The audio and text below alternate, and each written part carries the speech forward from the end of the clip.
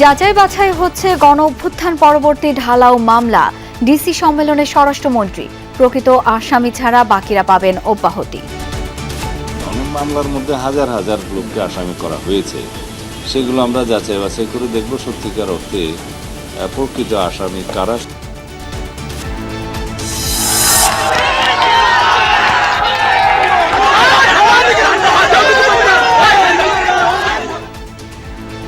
নির্বাচনে জয়ের পর পশ্চিমবঙ্গের বিভিন্ন স্থানে হামলা ভাঙচুরের অভিযোগ বিজেপির বিরুদ্ধে। মুখ্যমন্ত্রী চূড়ান্তে রাতে কলকাতা যাচ্ছেন অমিত শাহ। হাম ও উপসর্গে আরও 3 শিশুর মৃত্যু। দেশে পৌঁছেছে 15 লাখ ডোজ ভ্যাকসিন, আর কোনো সংকট হবে না বললেন স্বাস্থ্যমন্ত্রী। 15 লক্ষ ডোজ আমরা একসাথে এইমাত্র রিসিভ করলাম। আপনাদেরকে আমরা দৃঢ়তার সাথে বলি, ইনশাল্লাহ আমাদের ভ্যাকসিনের কোনো রকম ঘাটতি নেই। হাসপাতালে রূপান্তর হচ্ছে 192 আরবান হেলথ কেয়ার। চাকরি নিয়ে শঙ্কায় চিকিৎসকরা, আশ্বস্ত করলেন এলজিআরটি প্রতিমন্ত্রী। হাওড়া অঞ্চলে কাঙ্ক্ষিত রোদ, ধান শুকাতে ব্যস্ত চাষিরা। কৃষি বিভাগের হিসাবে হবিগঞ্জে নষ্ট হয়েছে 350 কোটি টাকার ফসল।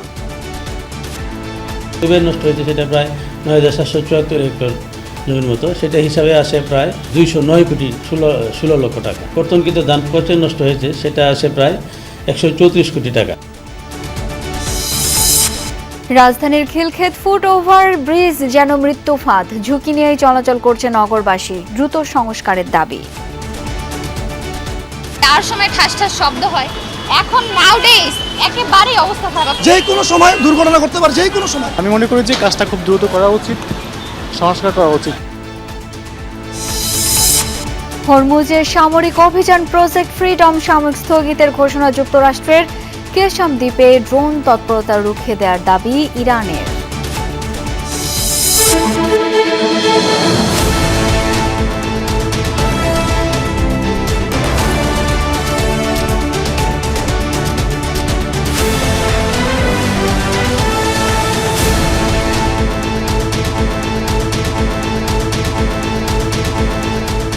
আমন্ত্রণ দুপুরের বাংলাদেশে, আপনাদের সাথে আছি আমি শাওন দত্ত।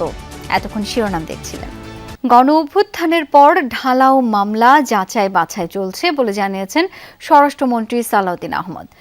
এতে করে প্রকৃত আসামি বাদে যাদের আসামি করা হয়েছে আইনি প্রক্রিয়ায় তাদের অব্যাহতি দেয়া হবে।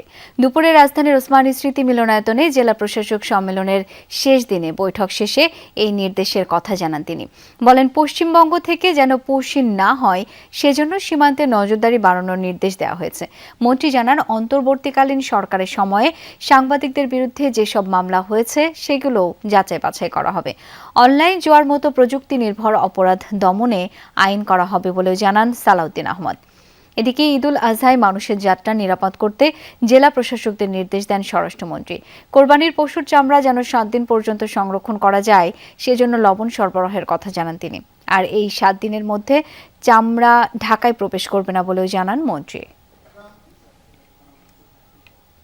যে রাজনৈতিক বিবেচনায় বা হয়রানিমূলক উদ্দেশ্য প্রণোদিত বোমা গায়েবে মামলা যে সমস্ত দায়ের করা হয়েছিল, আমরা যাচাই বাছাই করে দেখব, যাতে আপনারা সবাই জানেন অনেক মামলার মধ্যে হাজার হাজার লোককে আসামি করা হয়েছে, সেগুলো আমরা যাচাই বাছাই করে দেখব সত্যিকার অর্থে প্রকৃত আসামি কারা, সেটা আইইউ তদন্ত কর্মকর্তাগণ এটা তদন্ত করে দেখবেন। এর আগে সমাপনী দিনের প্রথম অধিবেশনে সকালে ডিসিদের সাথে বৈঠক হয় যুব ও ক্রীড়া সমাজ কল্যাণ, পার্বত্য চট্টগ্রাম ও পরিবেশ মন্ত্রণালয়ের।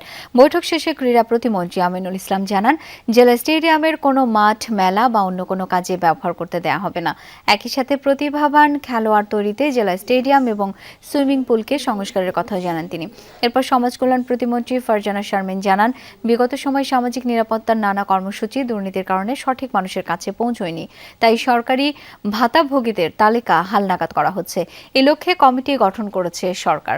পার্বত্য চট্টগ্রাম বিষয়ক মন্ত্রী দীপেন দেওয়ান বলেন, পাহাড়ের শান্তি শৃঙ্খলা শান্ত ও স্বাভাবিক রাখতে ডিসিদের নির্দেশনা দেওয়া হয়েছে।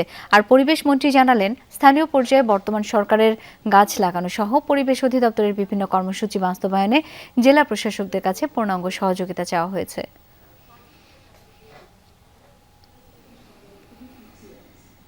আমরা যে কার্যক্রমগুলো হাতে নেই, যেগুলি হাতে আছে, যেগুলি হাতে নেব, সেগুলির জন্য ওনারা আমাদেরকে সহযোগিতা করে পূর্ণ উদ্যমে, যাতে করে এগুলি ঠিকমতো বাস্তবায়ন হয়। আমি দায়িত্ব নেওয়ার পরে এখন পর্যন্ত কোনো মেলা উদযাপন করার জন্য কোনো দায়িত্ব বা কোনো পারমিশন দেওয়া হয়নি, এবং ভবিষ্যতেও স্টেডিয়ামকে ব্যবহার করে কেউ মেলার জন্য ব্যবহার করবে সেই সুযোগটি আমরা দিব না। বিগত সময়গুলোতে এগুলো ম্যাক্সিমাম বেনিফিটগুলোকে তছরুফ করা হয়েছে। এই জায়গাটাতে আমরা তাদেরকে একটু সতর্ক করার চেষ্টা করেছি যে আপনাদের মধ্যম দিয়ে যেন এই ধরনের কর্মকাণ্ডকে কোনোভাবেই কেউ যেন প্রায়োরিটাইজ করতে না পারে। নির্বাচন পরবর্তী সংঘাত সহিংসতায় এখনও উত্তপ্ত ভারতের পশ্চিমবঙ্গ। বাড়ছে হতাহতের সংখ্যা। জয়ের পর বিভিন্ন স্থানে হামলা ভাঙচুরের অভিযোগ উঠেছে বিজেপির বিরুদ্ধে। আক্রান্ত হয়েছে তৃণমূল কংগ্রেসের পার্টি অফিস আর নেতাকর্মীদের বাড়িঘর। দুই দলের সংঘর্ষের ঘটনাও ঘটেছে। 24 ঘণ্টায় হত্যাকাণ্ডের শিকার কমপক্ষে 4 জন। সহিংসতা ঠেকাতে গিয়ে আহত হয়েছে নিরাপত্তা বাহিনীর সদস্যরাও। বিধানসভা নির্বাচনের ফল ঘোষণার পর তৃণমূল কংগ্রেসের এই কার্যালয়ে জড়ো হন বিজেপি সমর্থকরা। সদল বলে দখলে নেওয়া হয় তৃণমূলের এই পার্টি অফিস। দাবি ওঠে কার্যালয়ের নাম বদলের। ছিল বিকাশ ভবন ছিল, এখন আমরা রাম ভবন করতে চাই। আমরা এটাকে দখল করে আজকের সমস্ত ফ্ল্যাগ ছুঁড়ে ফেলে দিয়ে আমরা তালা চাবি মেরেছি। সোমবার ফলাফল প্রকাশের পর থেকেই কলকাতা, কোচবিহার, হাওড়া ও মুর্শিদাবাদ সহ বিভিন্ন জেলায় তৃণমূল কংগ্রেসের পার্টি অফিসে হামলা ভাঙচুর অগ্নিসংযোগ করে বিজেপি সমর্থকরা। দলটির নেতাকর্মীদের বাড়িতেও হামলা হয়। বিভিন্ন এলাকায় মোটর বাইক নিয়ে রোড শো করে হুমকি ধামকি দেওয়ার অভিযোগও ওঠে বিজেপি কর্মীদের বিরুদ্ধে। অত্যুৎসাহী মানুষের মধ্যে কিছু দুষ্কৃতী ঢুকে বিভিন্ন জায়গায়, যাদের সঙ্গে ভারতীয় জনতা পার্টির কোনো যোগাযোগ নেই, বিভিন্ন জায়গায় ঢুকে এইরকম পার্টি অফিস ভাঙচুর, পার্টি অফিস দখল, এইসব জিনিস করছে। আমাদের মাননীয় সভাপতি শ্রমিক ভট্টাচার্য অলরেডি বলে দিয়েছেন যে আমরা ভারতীয় জনতা পার্টি এই ধরনের কোনো কার্যকলাপের সাথে যুক্ত থাকব না, ওটা আমাদের কাছে আদেশ। এদিকে বাংলাদেশের সীমান্তবর্তী বসিরহাটে বিজেপি তৃণমূলের সহিংসতা ঠেকাতে গিয়ে থানার ওসি সহ 3 পুলিশ কর্মী, 2 জন সেনা সদস্য গুলিবদ্ধ হন। তৃণমূল কংগ্রেসের অভিযোগ, নির্বাচনে জয়ের পরই এমন সহিংসতা চালাচ্ছে বিজেপি। বিজেপির পাল্টা অভিযোগ, নির্বাচনে হেরে বিজেপির বদনাম করতে অপচেষ্টা চালাচ্ছে তৃণমূল। আইন শৃঙ্খলা বাহিনীর দাবি, পরিস্থিতি নিয়ন্ত্রণে রাজ্য জুড়ে 6 শতাধিক মানুষকে আটক করেছে পুলিশ। যে কোনো মূল্যে সহিংসতা বন্ধের আশ্বাসও দিয়েছে। আমি সবাইকে আপিল করব যে আপনারা শান্তি ব্যবস্থা বুঝিয়ে রাখবেন এবং রিউমার মঙ্গলিং হবে, বিভিন্ন রকম গল্প গুজব উঠবে, ওগুলো কান দেবেন না। যদি কোনো সমস্যা হয় আপনি পুলিশকে যেরকম ভোটের দিন আমরা অনেক কল পেয়েছি ওইরকমই কল করবেন। নির্বাচন পরবর্তী সহিংসতায় বিজেপি তৃণমূল উভয় দলের একাধিক কর্মী নিহতের খবর সামনে এসেছে। 24 ঘণ্টায় কলকাতাতেই হত্যাকাণ্ডের শিকার কমপক্ষে 4 জন। প্রাণপ্রতিম কুণ্ডু, যমুনা নিউজ। দর্শক, এ পর্যায়ে একটু যেতে চাই কলকাতায়। সেখানে আমাদের সঙ্গে যুক্ত হচ্ছেন সহকর্মী সুকান্ত চট্টোপাধ্যায়। সুকান্ত, নির্বাচনের ফলাফলের পর থেকেই তো হামলা ভাঙচুরের অভিযোগ আসছে। রাজনৈতিক সহিংসতা, নিরাপত্তা পরিস্থিতি সহ সার্বিক পরিস্থিতি নিয়ে জানতে চাই আপনার কাছ থেকে। দেখুন, গতকাল অর্থাৎ মঙ্গলবার গভীর রাত পর্যন্ত জাতীয় নির্বাচন কমিশন জ্ঞানেশ কুমার তিনি কিন্তু সমস্ত যে 5টি রাজ্যে নির্বাচন হয়েছে সেখানে যারা রাজ্য নির্বাচনী আধিকারিক তাদের সঙ্গে ভিডিও কনফারেন্সে মিটিং করেন যে এই ভোট পরবর্তী সন্ত্রাস কিভাবে মোকাবিলা করা হবে এবং তার জন্য খড়গহস্ত অর্থাৎ কড়া পদক্ষেপ নিয়েছে কিন্তু জাতীয় নির্বাচন কমিশন। ইতিমধ্যেই পশ্চিমবঙ্গের জেলায় জেলায় জেলা শাসকরা তাদের যে জেলার পুলিশ সুপার বা পুলিশ কমিশনার তাদের নিয়ে কিন্তু মিটিং করেছেন জরুরি, এবং সাংবাদিক সম্মেলন করে তারা কিন্তু ঘোষণা দিয়েছেন যে এই যে ভোট পরবর্তী যে হিংসায় যারা যুক্ত হবেন তাদেরকে কিন্তু যে ভারতীয় দণ্ডবিধি যে সন্ত্রাস দমন আইনে তাদের গ্রেপ্তার করা হবে এবং কোনো মতে কিন্তু তাদেরকে রেয়াত করা হবে না। ইতিমধ্যেই পশ্চিমবঙ্গের বসিরহাট অর্থাৎ উত্তর 24 পরগনা জেলার ভারত বাংলাদেশ সীমান্তে বসিরহাটের সন্দেশখালীতে গতকাল রাতে কিন্তু 3 জন পুলিশ কর্মী, 1 জন থানার ওসি সহ 3 জন পুলিশ কর্মী এবং 2 জন আধা সেনাবাহিনী কিন্তু গুলিবিদ্ধ হয়েছে এই ভোট পরবর্তী সন্ত্রাস মোকাবিলা করতে গিয়ে। আহত সংখ্যা প্রচুর, এখনো পর্যন্ত প্রায় 600-এরও বেশি যে এই সন্ত্রাসী তাদের কিন্তু গ্রেপ্তার করেছে পুলিশ, তাদের বিরুদ্ধে যে ভারতীয় দণ্ডবিধি সন্ত্রাস দমন আইনে মামলা করা হয়েছে। বিজেপির পক্ষ থেকে ইতিমধ্যেই সমস্ত জায়গায় কিন্তু তাদের দলীয় নেতৃত্বকে জানানো হচ্ছে যে তারা যেন এই রকম কোনো বদলা, ভাঙচুর, অগ্নিসংযোগের মতো কোনো ঘটনায় যেন লিপ্ত না হয়। পাশাপাশি তৃণমূলের পক্ষ থেকে কিন্তু জানানো হয়েছে যে বেছে বেছে যে যারা যেখানে তৃণমূল কর্মী পার্টি অফিস সেগুলোকে কিন্তু ভাঙচুর এবং অগ্নিসংযোগ করা হয়েছে। তবে তারাও কিন্তু গতকাল রাত থেকে কিন্তু প্রতিরোধে নেমেছে কলকাতা সহ বেশ কিছু জায়গায়। তবে আপাতমস্তকে যে কেন্দ্রীয় বাহিনী আরো 100 কোম্পানি যে মোতায়েন রয়েছে শান্তি শৃঙ্খলা দেখবার জন্য, তারা কিন্তু অনির্দিষ্টকালের জন্য এই রাজ্যে থাকবে, এমনটাই কিন্তু নির্বাচন কমিশন জানিয়েছে। সুকান্ত, অনেক ধন্যবাদ আপনাকে। মুখ্যমন্ত্রী নির্ধারণে নবনির্বাচিত বিধায়কদের সঙ্গে বৈঠক করতে আজ রাতে পশ্চিমবঙ্গ যাচ্ছেন বিজেপির কেন্দ্রীয় নেতা ও স্বরাষ্ট্রমন্ত্রী অমিত শাহ। রাজ্য বিধানসভায় বিজেপির পরিষদীয় দলনেতা বাছাইয়ের মূল পর্যবেক্ষক তিনি। সহকারী পর্যবেক্ষকের দায়িত্ব পেয়েছেন ওড়িশার মুখ্যমন্ত্রী মোহন চরণ মাঝি। দলের রেওয়াজ অনুযায়ী কোনো রাজ্য নির্বাচনের পর পরিষদীয় দলনেতা বাছাইয়ে কেন্দ্রীয় পর্যবেক্ষকদের পাঠায় বিজেপি। পশ্চিমবঙ্গের ক্ষেত্রে বিধানসভায় এতদিন বিরোধী ভূমিকায় থাকা বিজেপি এখন আসতে যাচ্ছে সরকারে। সেক্ষেত্রে নতুন মুখ্যমন্ত্রী হবেন বিধানসভায় শাসক দলের পরিষদীয় দলনেতা। অর্থাৎ এবারের বৈঠকে শুধু পরিষদীয় দলনেতা নন, একই সাথে ঘোষিত হবে নতুন মুখ্যমন্ত্রীর নামও। পশ্চিমবঙ্গের মুখ্যমন্ত্রী পদ থেকে মমতা ব্যানার্জি পদত্যাগ না করার ঘোষণা দিয়েছেন। তাহলে কেমন হবে রাজ্যটির নতুন সরকার গঠন প্রক্রিয়া? বিশেষজ্ঞরা বলছেন সাংবিধানিক সংকট তৈরির সুযোগ নেই, কারণ বৃহস্পতিবারই শেষ হবে পশ্চিমবঙ্গ বিধানসভার মেয়াদ। না চাইলেও সেদিনই মুখ্যমন্ত্রিত্ব হারাতে হবে মমতা ব্যানার্জিকে।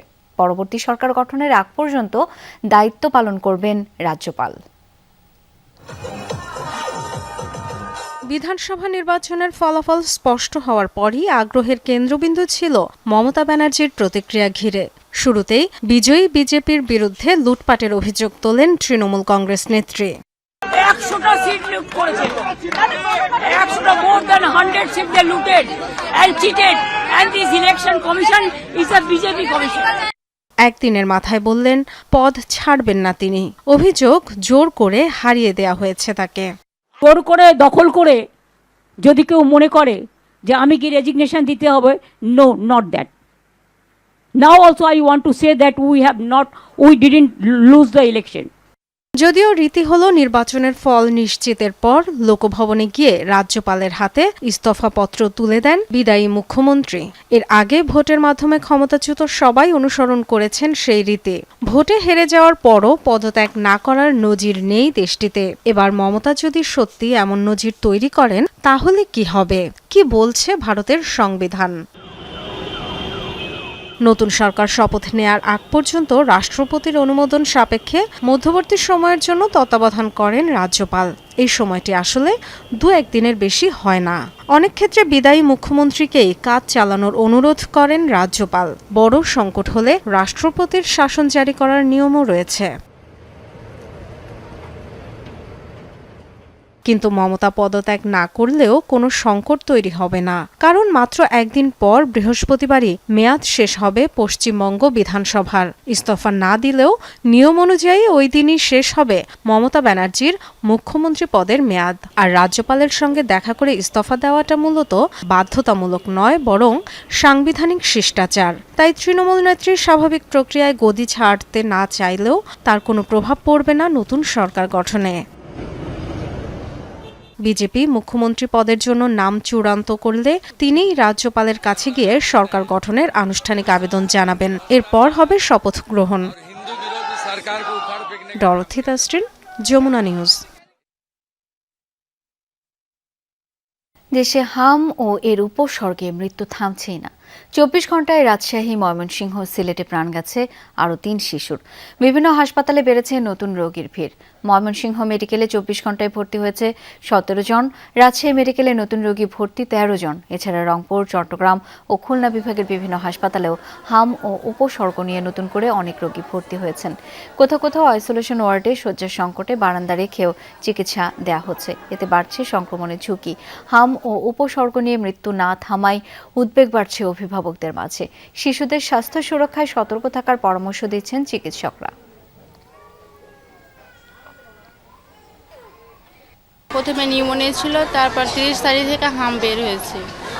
তারপরে 2 দিন থাকার পর অবস্থা খারাপ দেখে রাজশাহীতে রেফার করেছে। রক্তে ইনফেকশন, বুকে ইনফেকশন, ডবল নিউমোনিয়ার 15 দিন পর বাড়ি দিয়ে তারপরে সেই দিনে অসুস্থ। এখন জ্বরটা একটু কমেছে, কিন্তু মুখের ঘা, শরীরের ঘাম আর অতিরিক্ত জ্বালা যন্ত্রণা করছে। হামের পরিস্থিতি জেনে নিতে একটু চাঁপাইনবাবগঞ্জ যেতে চাই। সেখানে আছেন সহকর্মী মনোয়ার হোসেন জুয়েল। জুয়েল, অনেকদিন ধরেই তো হামের রেড জোনে রয়েছে চাঁপাইনবাবগঞ্জ। এখন কি পরিস্থিতির উন্নতি হয়েছে নাকি আরো অবনতির দিকে? চিকিৎসকরা কি বলছেন?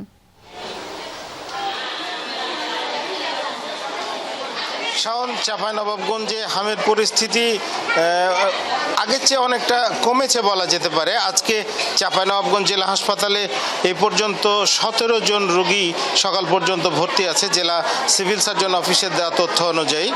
আর মোট 47 জন রোগী 2টি আইসোলেশন ওয়ার্ডে এখনও কিন্তু ভর্তি রয়েছে, চিকিৎসা নিচ্ছেন। এবং 2 জন গুরুতর যে হামাক্রান্ত রোগী তাদের কিন্তু রাজশাহী মেডিকেল কলেজ হাসপাতালে রেফার করা হয়েছে। সুতরাং একেবারে যে হামের পরিস্থিতি স্বাভাবিক হয়ে গেছে বিষয়টি এমন নয়। তবে হ্যাঁ, আগের চাইতে পরিস্থিতি কিছুটা উন্নত হয়েছে। অনেক রোগী কিন্তু এখানে এই আইসোলেশন ওয়ার্ডে ছিলেন, আজকে কিন্তু আমরা দেখতে পাচ্ছি যে অনেক রোগী কিন্তু এখন নাই, রোগীর চাপ অনেকটা কম আছে।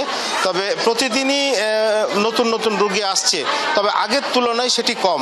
অর্থাৎ এর আগে যেমন 30 জন, 35 জন, 40-50 জন নতুন হাম আক্রান্ত রোগী চাঁপাইনবাবগঞ্জ জেলা হাসপাতালে ভর্তি হচ্ছেন, সে সংখ্যাটা অনেকটা কমে এসেছে। বিগত কয়েকদিনের তথ্য আমরা দেখতে পাচ্ছি প্রায় 15 থেকে 20 জনের মধ্যেই সীমাবদ্ধ রয়েছে। সেক্ষেত্রে বলা যায় হামের পরিস্থিতি কিছুটা উন্নতি হয়েছে। আর কিছুটা জটিলতা রয়ে গেছে, যেমন যে রোগী এখানে একবার সুস্থ হয়ে ফিরে যাচ্ছে তারা আবার কিন্তু আক্রান্ত হয়ে ফেরত আসছে। সুতরাং জটিলতা বা হামের আক্রান্তের যে সংখ্যা বা হাম রোগীদের নিয়ে যে সংখ্যা রয়েছে সেটি কিন্তু এখনও কম, সেটি বলা যাচ্ছে না। কারণ চাঁপাইনবাবগঞ্জ জেলা হাসপাতালে হামের রোগী প্রতিদিনই কিন্তু নতুন নতুন রোগী ভর্তি হচ্ছে, তবে সংখ্যাটা কিছু কমেছে। এক্ষেত্রে আবহাওয়াজনিত বিষয়টাও রয়েছে, যেমন আবহাওয়াটা ঠান্ডা রয়েছে এবং আক্রান্ত রোগীরা অনেকে আবার রাজশাহী মেডিকেল কলেজ হাসপাতালে চিকিৎসার জন্য যাচ্ছে। সে অনুযায়ী এই মুহূর্তে বলা মুশকিল যে হাম আক্রান্ত রোগীটা একেবারেই স্বাভাবিক অবস্থায় চলে এসেছে। শাওন, ধন্যবাদ আপনাকে। 15 লাখ ডোজ হামের ভ্যাকসিন দেশে পৌঁছেছে। আগামীতে আর ভ্যাকসিন সংকট তৈরি হবে না বলে জানিয়েছেন স্বাস্থ্যমন্ত্রী সরদার মোহাম্মদ শাখাওয়াত হোসেন। দুপুরে শাহজালাল আন্তর্জাতিক বিমানবন্দরে হাম, রুবেলার টিকা ও পোলিও ভ্যাকসিন গ্রহণ কার্যক্রম অনুষ্ঠানে তিনি বলেন, 24 দিনের মধ্যে ভ্যাকসিন দেশে এনে রেকর্ড করেছে সরকার। এছাড়াও আগামী 10 মের মধ্যে হাম সহ 10 ধরনের 1,80,00,000 ডোজ ভ্যাকসিন দেশে আসবে বলে জানান স্বাস্থ্যমন্ত্রী। টিকার পাশাপাশি আজ 90,000 টিটানাস ভ্যাকসিন আনা হয়েছে বলেও জানান তিনি। এর আগে ভ্যাকসিনের নতুন চালান দেশে পৌঁছলে স্বাস্থ্যমন্ত্রী নিজে উপস্থিত থেকে তা গ্রহণ করেন। 15 লক্ষ ডোজ আমরা একসাথে এইমাত্র রিসিভ করলাম, সাথে আরও রিসিভ করলাম আমরা 90,000 টিডি, টিটেনাস অ্যান্ড ডিপথেরিয়ার।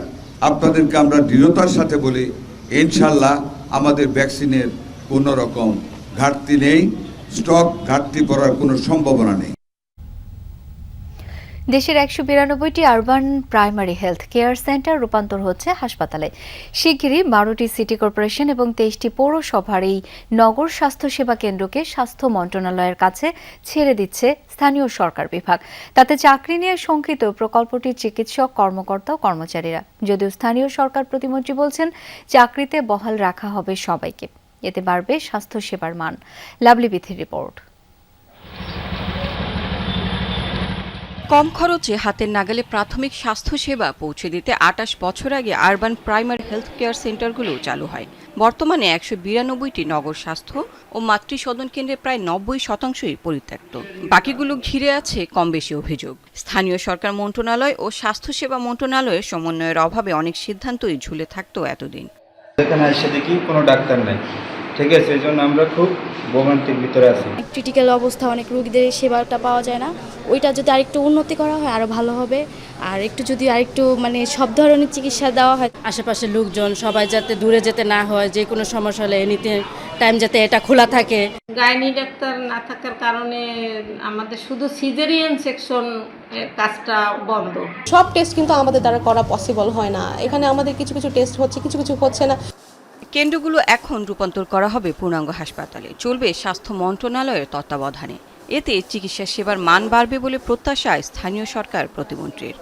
সিভিল সার্জনের অধীনে এগুলো যদি তারা চালুর ব্যবস্থা করেন, তাহলে পরিত্যক্ত ভবনগুলি তারা মেরামত করে বা সংস্কার করে পূর্ণাঙ্গ হসপিটালে রূপান্তরিত করে মানুষের স্বাস্থ্য সেবা নিশ্চিত করতে পারবে।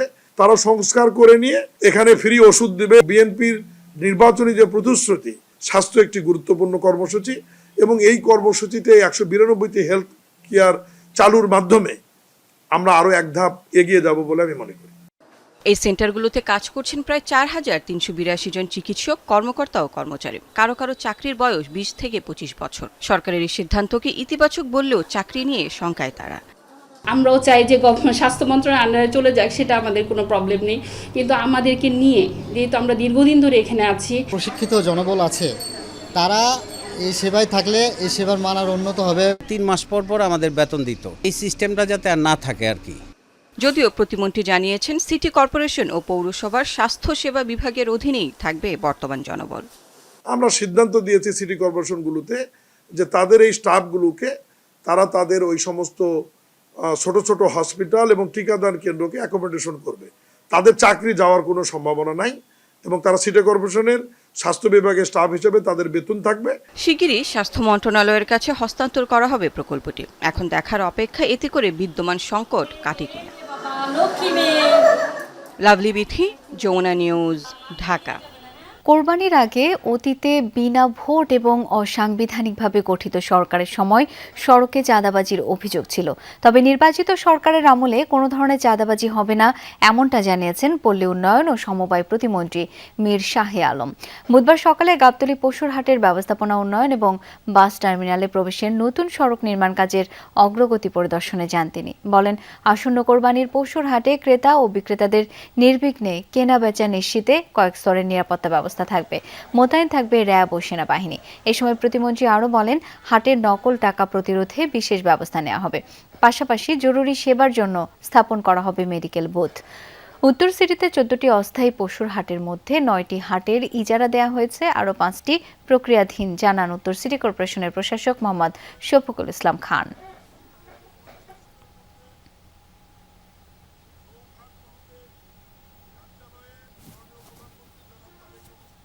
কুরবানির গরু বা পশু নিয়ে যাওয়া নিয়ে আসা করবে, চাঁদাবাজির কোনো ঘটনা ঘটবে না, এবং ঘটলেও আইন শৃঙ্খলা বাহিনী সেগুলো কঠোর হস্তে দমন করবে।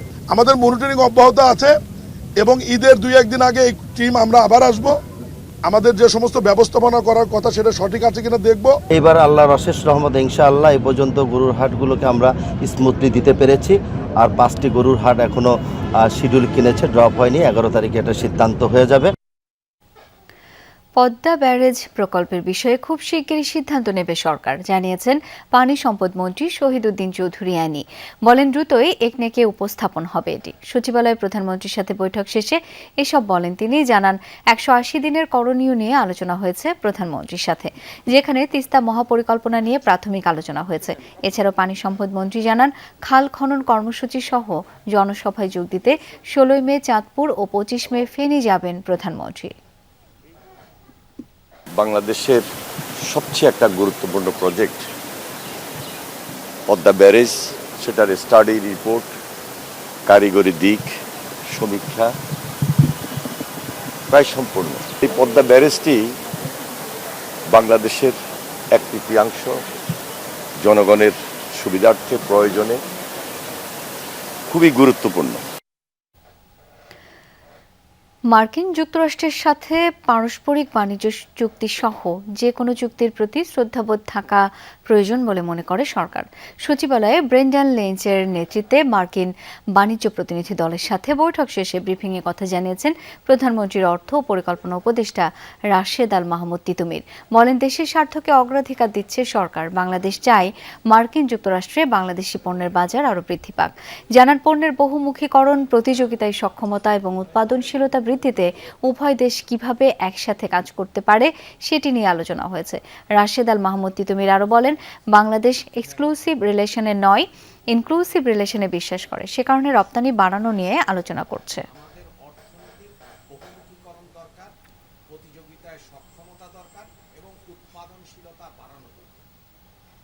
আমরা চুক্তির প্রতি শ্রদ্ধাশীল, সাথে সাথে আমরা মনে করি বহুমুখীকরণ করা দরকার, উৎপাদন সক্ষমতা বাড়ানো দরকার এবং উৎপাদনশীলতা বাড়ানো দরকার।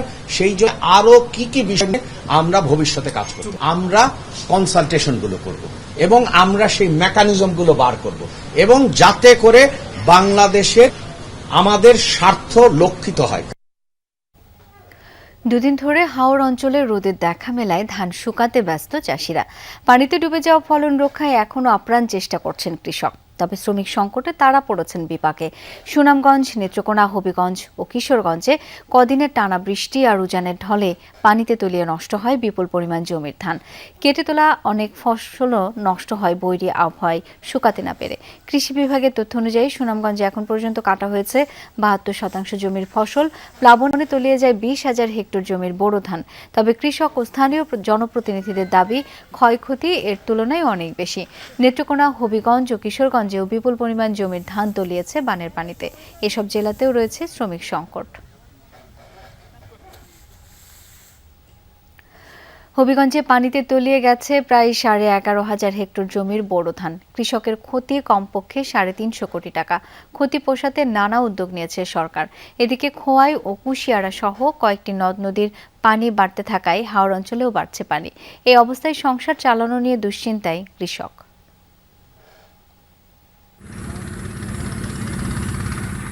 টানা বর্ষণ আর উজানের ঢলে হবিগঞ্জে পানিতে তলিয়ে গেছে প্রায় ৮,৫০০ হেক্টর জমির ধান। আংশিক ক্ষতিগ্রস্ত আরও ৩,০০০ হেক্টর জমির ফসল।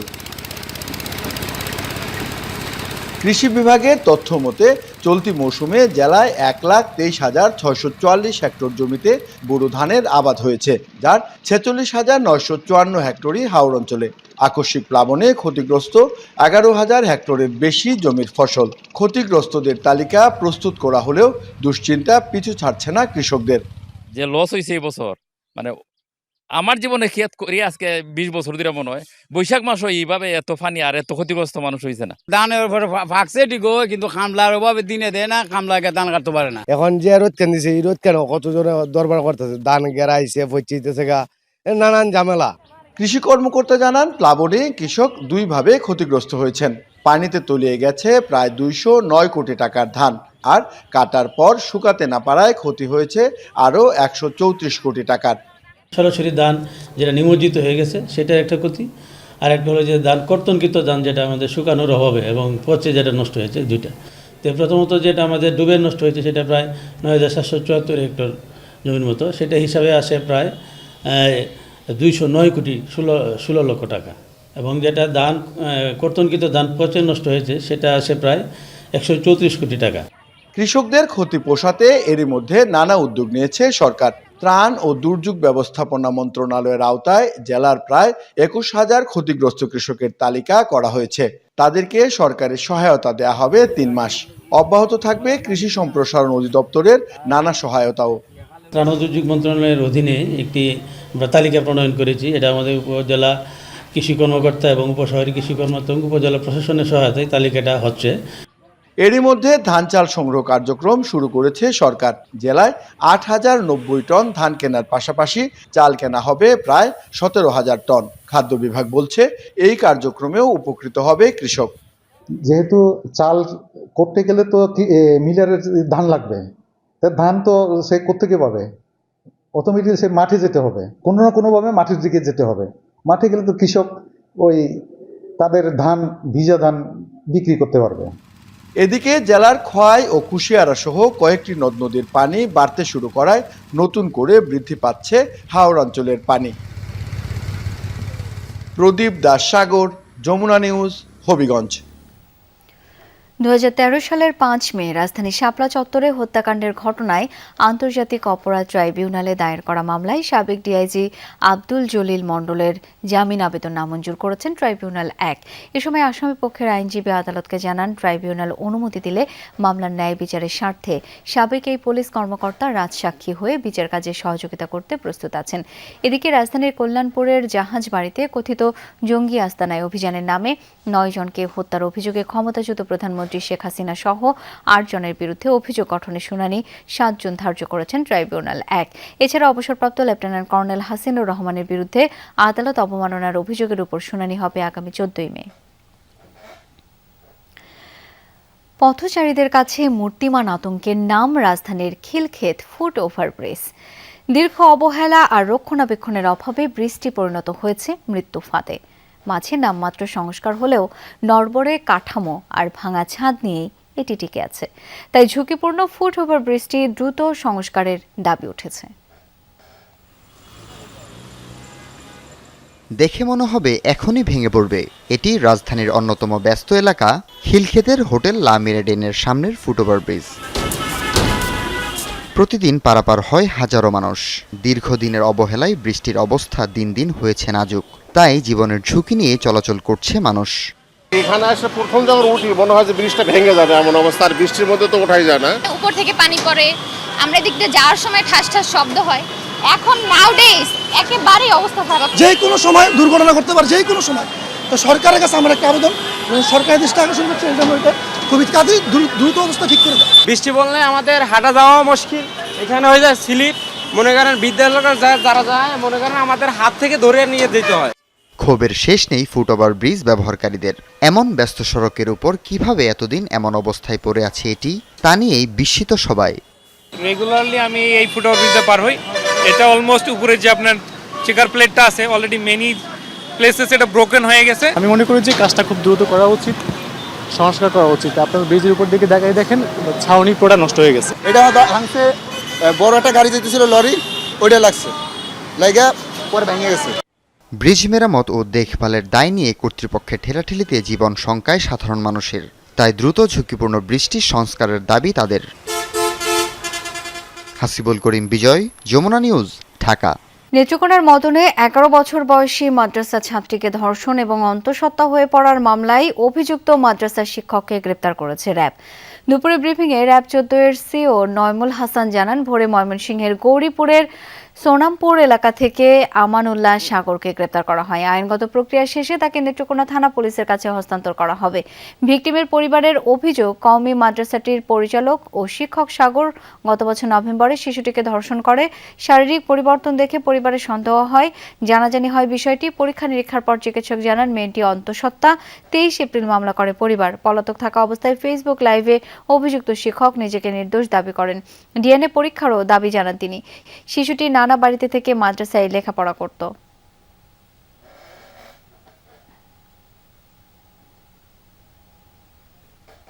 ভোর আনুমানিক 4:15 ঘটিকায় ময়মনসিংহ জেলার গৌরীপুর থানার সোনামপুর এলাকা থেকে অভিযুক্ত আমানুল্লাহ মাহমুদ আরাফি ওরফে সাগরকে গ্রেপ্তার করতে সক্ষম হয়। পরবর্তী আইনানুগ ব্যবস্থা প্রক্রিয়াধীন রয়েছে।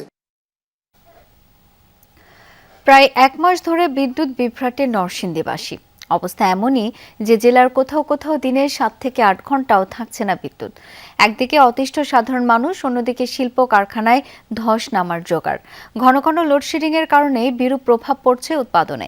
দিনের পর দিন লোকসান গুনছেন মালিকরা। যান্ত্রিক কলরোল আর শ্রমিকদের ব্যস্ততার চিরচেনা সেই রূপ আর নেই। বিদ্যুৎ বিভ্রাটে ছন্দপতন ঘটেছে নরসিংদীর কলকারখানায়।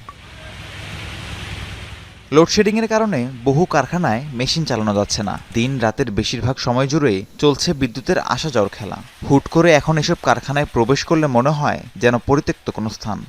আমাদের প্রোডাকশনের ক্ষতি হয়, তারপরে সাইজিংয়ে হুটে আসতে পারে না, তাতেও বিল ধরা খাই, মানে প্রোডাকশনের লস, বিলও কম পাইতেছি। 8 ঘন্টা ডিউটির মধ্যে 4 ঘন্টায় যায় কারেন্ট, আর 3-4 ঘন্টা চালাইতে পারি। এর মধ্যে মনে করেন যে বিল পাই আমরা, আমার তো চলে না। কম আয়ের মানুষ আমরা, আমাদের কাজের উপরে আমাদের যদি 2 ঘন্টা কাজ না থাকে, আমরা যদি 1 ঘন্টা কাজ না করি, আমাদের কর্মচারী আমি বিদায় করতে বাধ্য হয়েছি। বিদ্যুৎ বিভ্রাটের কারণে বিরূপ প্রভাব পড়েছে কারখানার উৎপাদনে। নষ্ট হচ্ছে শ্রমিকদের কর্মঘণ্টা, টানা লোকসান গুনতে হচ্ছে মালিকদের। জেলার কোথাও কোথাও দিনে 7-8 ঘন্টাও থাকছে না বিদ্যুৎ। বাসাবাড়িতে লোডশেডিংয়ের কারণে অতিষ্ঠ সাধারণ মানুষ। বিদ্যুৎ না থাকার কারণে সকলে আমাদের মালিক পক্ষ এবং আমরা শ্রমিক উভয়ই ক্ষতিগ্রস্ত। 2 ঘন্টা 3 ঘন্টা থাকে না, 1 ঘন্টা থাকে। এই হলো বাসাবাড়ির অবস্থা, শিল্প কারখানার অবস্থা। বর্তমানে এই অবস্থা চলতেছে। শ্রমিকদের যে মজুরি দিয়া এখন ব্যবসা বাণিজ্য করা অনেক কঠিন হয়ে গেছে। উৎপাদনের সময় যখন উৎপাদন চলছিল, হঠাৎ করে বা কোনো ইনফরমেশন না থাকাতে বিদ্যুৎ চলে যাওয়াতে আমাদের উৎপাদনের ক্ষতি হচ্ছে সবচেয়ে বড় জিনিস। বাংলাদেশ টেক্সটাইল মিল অ্যাসোসিয়েশনের মুখপাত্র জানান, বৈশ্বিক জ্বালানি সংকটের কারণেই চাহিদা মতো বিদ্যুৎ মিলছে না। অন্যদিকে পল্লী বিদ্যুৎ সমিতি বলছে, তীব্র গরম কমে আসায় দ্রুতই সমাধান হবে লোডশেডিংয়ের। বৈশ্বিক বাস্তবতায় এখন জ্বালানি সংকট শুধু বাংলাদেশে নয়, সারা পৃথিবীতেই চলছে। কিন্তু এই সংকটের মধ্যে আমার মনে হয় যে আমরা একটা রেশনাল একটা পলিসি আমরা ডেভেলপ করতে পারি। ডিমান্ড প্রচন্ড বেড়ে গেছে আমাদের সাপ্লাই থেকে। আমার এখানে ডিমান্ড গড় অ্যাভারেজে আমার প্রায় 200 মেগাওয়াট, আমি সেখানে 110-8 পাচ্ছি আর কি। এটার কারণে আমাদের আসলে মূলত লোডশেড আছে। আমাদের এখানে হচ্ছে সারা দেশেই লোডশেড চলমান আছে। জেলার 2টি পল্লী বিদ্যুৎ সমিতির অধীনে গ্রাহকদের মোট চাহিদা প্রায় 450 মেগাওয়াট। বিপরীতে বরাদ্দ পাওয়া যাচ্ছে 250 থেকে 300 মেগাওয়াট। রাহিম সারোয়ার, যমুনা নিউজ। আমানত ফিরে পেতে এবার চট্টগ্রামে বাংলাদেশ ব্যাংকের সামনে অবস্থান নিয়েছেন 5 ব্যাংকের আমানতকারীরা। সকালে নগরের নিউ মার্কেট এলাকায় বাংলাদেশ ব্যাংকের সামনে বিক্ষোভ কর্মসূচি শুরু করেন তারা। আমানতকারীরা তাদের আমানতের পূর্ণ নিরাপত্তা ও দ্রুত আমানত ফেরত চান। পাশাপাশি হেয়ার কার্ড বা মুনাফা কেটে রাখার সিদ্ধান্ত বাতিল, লেনদেন স্বাভাবিক করা এবং গ্রাহকদের হয়রানি বন্ধের আহ্বান জানান তারা। এদিকে বিক্ষোভের সুযোগে কেউ যাতে অপ্রীতিকর ঘটনা ঘটাতে না পারে সেজন্য বাংলাদেশ ব্যাংকের সামনে অতিরিক্ত পুলিশ মোতায়েন করা হয়েছে। গত 2 দিন একীভূত হওয়া ব্যাংকগুলোর বিভিন্ন শাখার সামনে বিক্ষোভ ও তালা মেরে দেন ব্যাংকগুলোর গ্রাহকরা। গত 14 জানুয়ারি কেন্দ্রীয় ব্যাংক একীভূত প্রক্রিয়ায় থাকা 5 ব্যাংকের আমানতে 2024 সালের শুরু থেকে 2025 সালের শেষ পর্যন্ত কোনো মুনাফা না দেওয়ার সিদ্ধান্ত জানায়।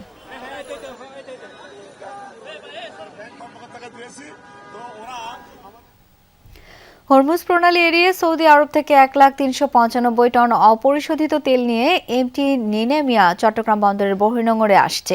এরপর কাস্টমস ও সার্ভেয়ার কোম্পানির আনুষ্ঠানিকতা শেষে লাইটারিং শুরু হবে।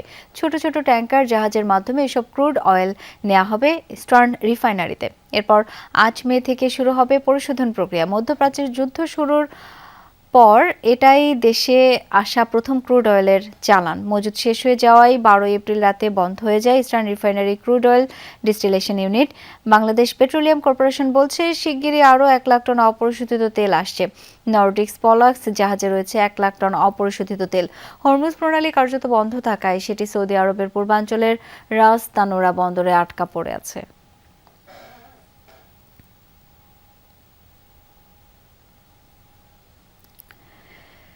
দেশের সীমান্তবর্তী জেলা পঞ্চগড়ের তেঁতুলিয়ার শালবাহানে একসময় তেল খনির খবরে সরগরম ছিল পুরো দেশ। বিদেশি কোম্পানি, হেলিকপ্টারের বিশেষজ্ঞদের যাতায়াত, কোটি টাকার প্রকল্প সবকিছুই ছিল চোখ ধাঁধানো। কিন্তু উদ্বোধনের 1 সপ্তাহের মাথায় হঠাৎ বন্ধ হয়ে যায় সেই খনি। এরপর কেটে গেছে প্রায় 4 দশক, রহস্যের জট খোলেনি আজও।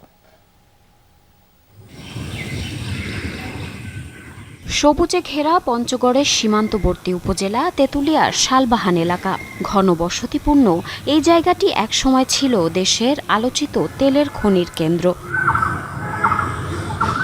1987 সালে ভূকম্পন জরিপে এখানে তেলের সন্ধান পাওয়া যায়। পরের বছর 1988 সালের 10 মে তৎকালীন রাষ্ট্রপতি হুসাইন মোহাম্মদ এরশাদ আনুষ্ঠানিকভাবে উদ্বোধন করেন খনন কার্যক্রম। পরিকল্পনা ছিল প্রায় 8000 ফুট গভীর থেকে তেল উত্তোলনের। ফ্রান্সের একটি কোম্পানিকে দেয়া হয় দায়িত্ব। এই প্রকল্পে সে সময় ব্যয় ধরা হয় প্রায় 100 কোটি টাকা। হেলিকপ্টারে ছিল বিশেষজ্ঞদের যাতায়াত। দেশি বিদেশি গণমাধ্যমেও ব্যাপকভাবে প্রচার পায় এই খনির খবর। কিন্তু আশার আলো জ্বালিয়ে মাত্র 1 সপ্তাহের মধ্যেই থেমে যায় সবকিছু। সংশ্লিষ্ট কোম্পানিও রাতারাতি গুটিয়ে নেয় তাদের কার্যক্রম। তবে কেন বন্ধ হলো এর সঠিক কারণ আজও অজানা। বয়স ছিল 27 বছর। তারপর মনে করেন তেলের খনিতে আমি রাজমিস্ত্রি কাজ করছি। ভজনপুর, ওই দেমনগর, আর এইদিকে তোমার ওই যে টিটিহি, এইগুলা জায়গাতে মানে আমরা বোরিং করতাম। খনন কাজের সঙ্গে সরাসরি যুক্ত ছিলেন এমন অনেকেই এখন বয়সের ভারে নুজ্জ। তাদের স্মৃতিতে এখনও স্পষ্ট সেই সময়ের কর্মচাঞ্চল্য। অনুসন্ধানে নামার পরেই ওই প্রতিটা বোরিং তোরা বোম পড়তো মাইল, ওগুলি নিচে 1 মাস 1.5 মাস পর ফায়ারিং করতো। কয়েকদিন পরে দেখলাম যে তেল উঠবে, তার কিছুদিন পরে আবার সিমেন্ট ঢালে এনে গর্তটা বন্ধ করে দিই। বিষয়টি নিয়ে স্থানীয়দের মধ্যে আছে নানা আলোচনা ও সন্দেহ। কেউ কেউ বলছেন খনিটি একই বেল্টে পড়ার কারণে বাংলাদেশ অংশে নয়, ভারতের জলপাইগুড়ি এলাকায় খনন কাজ শুরু করে ফ্রান্সের ওই কোম্পানিটি। ফলে ইতিহাসের সাক্ষী হয়ে এখনও রয়ে গেছে সিমেন্ট দিয়ে ঢেকে দেয়া সেই তেলকূপের মুখ। 5 কিলোমিটার ওপারেই, সীমান্তের ওপারেই ভারত তার এই তেল তুলতেছে, যেহেতু ভূগর্ভস্থ মাটির স্তর এক। কি হলো কি নাই বছর 2-1 থাকি ওরাই বন্ধ করে দিয়ে চলে গেল। ওই সম্পর্কে তো আর ভিতরে তো আর আমরা ঢুকি নাই, ভিতরের রেজাল্টটা তো আর আমরা বলতে পারি না, কিন্তু তেল যে আছে এখানে এটা শিওর। এদিকে খনিটি পুনরায় চালুর দাবিতে মানববন্ধন সহ বিভিন্ন কর্মসূচি পালন করেছে স্থানীয়রা। এই খনি পুনরায় চালু করা গেলে দেশের জ্বালানি খাতে বড় ধরনের অবদান রাখতে পারে বলে মনে করছে সচেতন মহল। আমাদের যে কয়েকটি তেল গ্যাস কূপ আছে বাংলাদেশের মধ্যে, তার মধ্যে শালবাহান, আমাদের তেঁতুলিয়া উপজেলার শালবাহানের যে তেল খনিটি, এটি অত্যন্ত একটি সম্ভাবনাময় তেলের খনি হতে পারত।